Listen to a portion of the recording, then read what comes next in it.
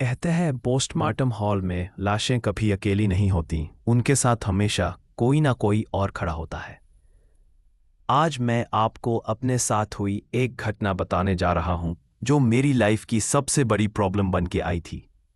उससे पहले हेलो दोस्तों, मेरा नाम सत्यम है और मैं आज फिर अपने साथ हुए इंसिडेंट पे कुछ बातें शेयर करने आया हूं।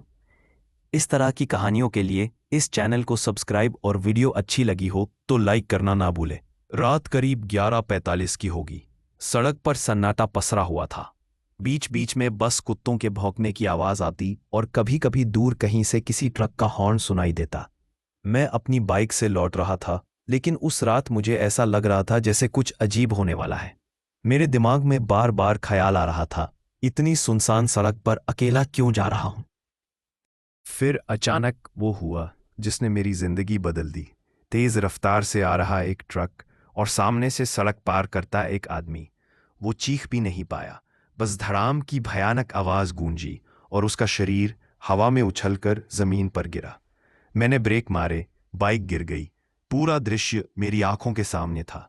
आदमी सड़क पर पड़ा था, शरीर अजीब तरह से मुड़ा हुआ, हाथ पैर अलग एंगल पर जैसे टूटकर लटक रहे हों। चारों तरफ खून, काला गाढ़ा खून। उस वक्त मेरी सांसें तेज हो गईं। मैं कभी उस आदमी को देखता, कभी ट्रक वाले को जो तुरंत भाग गया। आसपास लोग दौड़ते हुए आए, कोई पुलिस को बुला रहा था, कोई एम्बुलेंस। लेकिन मेरी नजर उस घायल शरीर से हट नहीं रही थी। एम्बुलेंस आई, मैं खुद समझ नहीं पाया कि क्यों, पर मैं भीड़ के साथ उस आदमी के शव को उठाकर एम्बुलेंस तक ले जाने में मदद करने लगा। गाड़ी के अंदर बैठते ही ऐसा लगा जैसे मेरे हाथों पर जो खून लगा है वो सूख नहीं रहा, बल्कि चिपक गया है। हॉस्पिटल पहुंचे तो लाश को स्ट्रेचर पर डालकर सीधा पोस्टमार्टम रूम ले जाया गया। मेरे पैर वहीं रुकने चाहिए थे, लेकिन अजीब सा खिंचाव मुझे भीतर खींच ले गया। पोस्टमार्टम रूम एक लंबा ठंडा कमरा, सफ़ेद टाइलों की दीवारें, बीच में लोहे की बड़ी सी टेबल और कोनों में लगे पुराने बल्ब जिनकी पीली रोशनी झिलमिला रही थी। अंदर कदम रखते ही गंध ने मुझे अंदर तक झकझोर दिया। एक ऐसी गंध जो इंसानी खून, सड़े हुए मांस और दवाइयों की मिलीजुली थी। मैं कांपते हुए कोने में खड़ा हो गया। डॉक्टर आए, अपने मास्क और दस्ताने पहने। उन्होंने शरीर पर से सफ़ेद चादर हटाई। वो चेहरा अब भी मेरी आंखों में बसा है। आंखें आधी खुली हुईं, होंठों पर जमी खून की परत, और पूरा चेहरा ऐसा लग रहा था जैसे आखिरी क्षणों में दर्द और डर से जम गया हो। डॉक्टर ने धीरे धीरे चाकू उठाया। कर्रर जैसे ही धार ने त्वचा को चीरना शुरू किया, वो आवाज़ मेरे कानों में हथौड़े की तरह गूंजी।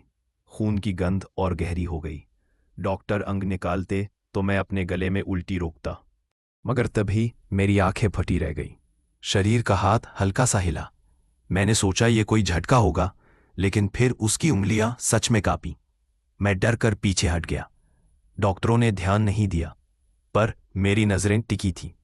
थोड़ी देर बाद शरीर का सिर हल्का सा मेरी तरफ मुड़ा और मुझे साफ लगा कि वो बंद आंखें अब आधी खुल रही हैं। नहीं, ये नहीं हो सकता, मैंने खुद से कहा। लेकिन अगले ही पल उसकी सफेद आंखें पूरी तरह खुल गईं। वो खाली आंखें सीधे मेरी तरफ देख रही थी।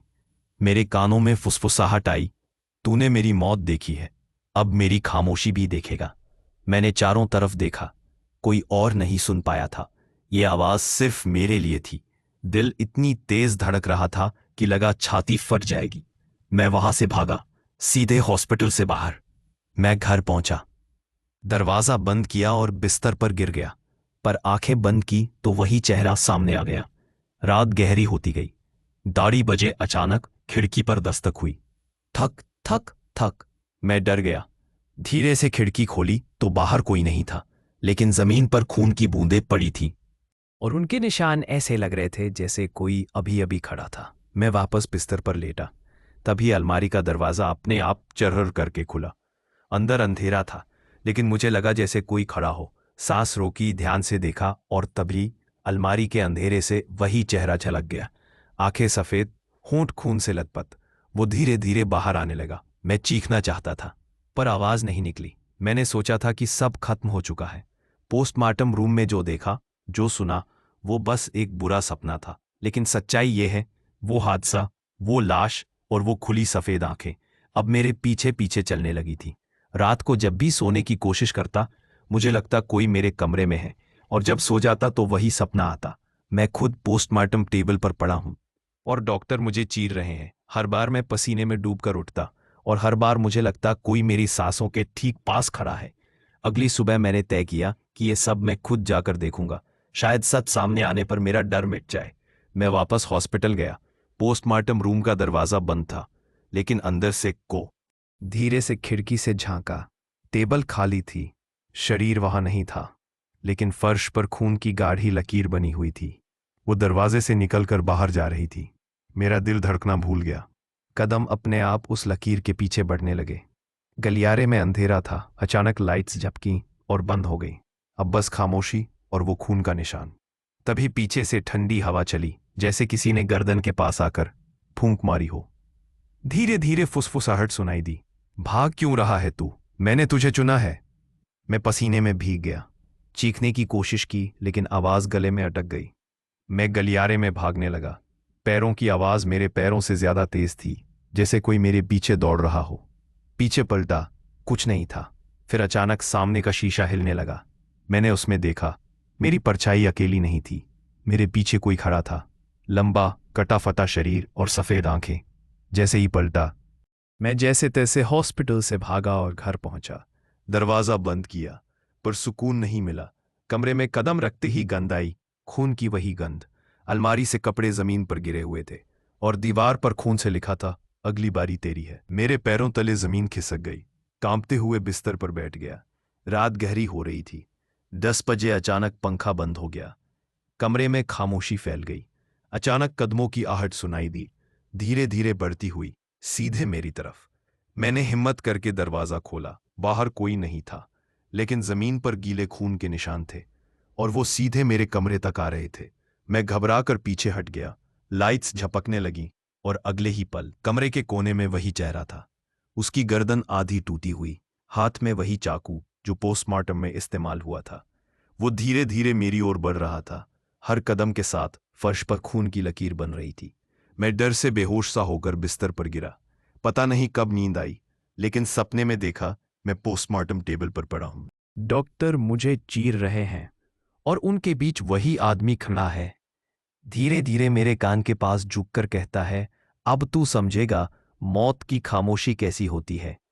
चीखते हुए उठ बैठा, लेकिन जागने के बाद भी मेरे हाथ पर खून से लिखा था, मैं यही हूं। अब तक 2 रातें गुजर चुकी थी। दोनों रातों में मैंने वो देखा जो शायद कोई भी इंसान कभी सह ना पाए। लेकिन सबसे डरावनी बात यह थी, वो आत्मा मुझे खत्म नहीं कर रही थी, वो बस खेल रही थी। जैसे किसी शिकारी को शिकार से मजा आता है। तीसरी रात आते आते मैं पूरी तरह टूट चुका था। मेरी आंखों के नीचे गहरे काले घेरे पड़ गए थे। मैं लगातार जाग रहा था, नींद से डर रहा था, लेकिन चाहे जितना भी कोशिश करता, हर जगह हर कोने में उसकी मौजूदगी महसूस होती थी। दरवाजे पर छाया, खिड़की के शीशे पर धुंधली परछाई और कभी कभी अपने ही पीछे चलते कदमों की आवाज। और उस रात, यानी तीसरी रात, सब कुछ खत्म हो जाना था। रात 12 बजे मैंने खुद को कमरे में बंद कर लिया। सभी खिड़कियां, दरवाजे लॉक कर दिए, सभी लाइट्स ऑन कर दी, लेकिन दिल को तसल्ली नहीं हुई। मैं बिस्तर पर बैठा, हाथ में भगवान की तस्वीर पकड़ी और सोचा, अगर आज मैं बच गया तो ये डर हमेशा के लिए खत्म हो जाएगा। लेकिन डर खत्म नहीं हुआ, बल्कि और गहरा हो गया। 2:57 AM पर कमरे की सारी लाइट्स अपने आप झपकीं और बंद हो गईं। सन्नाटा ऐसा कि मेरी धड़कनें खुद मेरे कानों में हथौड़े की तरह गूंज रही थी। और फिर दरवाजे पर ठक ठक ठक की आवाज आई। धीरे धीरे वो आवाज बढ़ती गई, जैसे कोई जोर जोर से दरवाजा पीट रहा हो। अचानक सब रुक गया।